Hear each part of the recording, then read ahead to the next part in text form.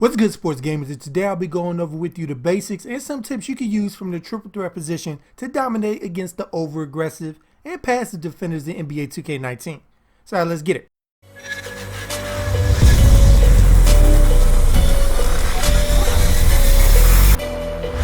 Gamers Online is the #1 source for the sports gamer. First, I'm going to talk about the building block out of the triple threat, which is the step over, and more so the jab step.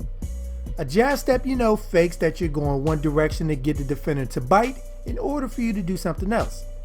And to jab, you flick the right stick to the left or right. It's depending on which foot is your pivot. And what I mean by it being a building block is if you can hit a jumper with whoever you're jab stepping with, everything else opens up for you. So if your opponent plays up on you, you can blow bottom by moving the left stick towards the side you're jab stepping towards. Then the next time up, you throw another jab, and if they freeze expecting a drive, you can now pull up for a jumper or go the other way. So essentially you're playing off what the defender does, so with enough practice you can make sure they're always wrong, and hopefully give yourself the best possible shot, with the added ball security the triple threat position gives you. And the step over I'll go over more into the better uses for later in the video, but to do this you flick the right stick the opposite way of where you jab. So if you jab step with the right, the step over is the left, and if jab is the left, it's the right.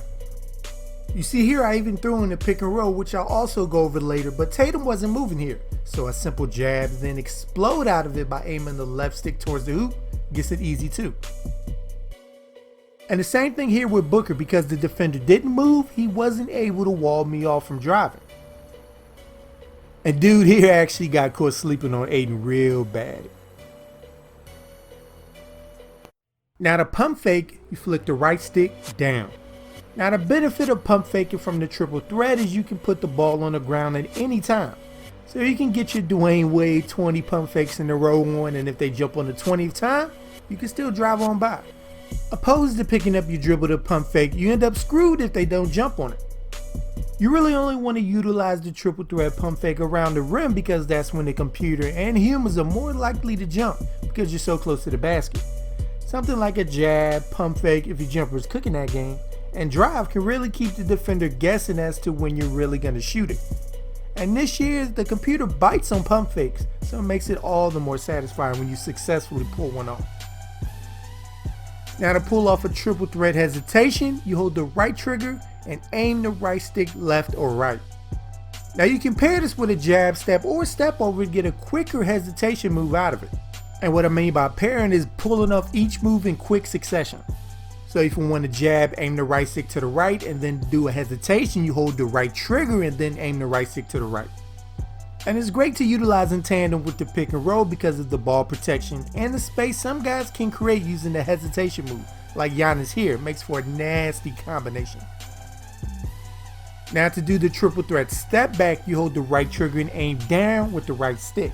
This creates space if you want to normally beat your defender off the dribble, so he doesn't auto steal it from you if he's playing you really aggressive. And can also create space for a shot against a human opponent who isn't alert enough to step up on you when you do it. And a possible open lane to drive if they're too aggressive in closing that gap. Again, somebody with a deadly jumper utilizing the step back can make them driving all the more easy just by how human opponents react to it. Now lastly, while I touched on it a bit, let's talk about combining the triple threat with the pick and roll. Take for instance the jab step and the step over, which gets even harder to defend with the threat of a screen right beside the ball handler.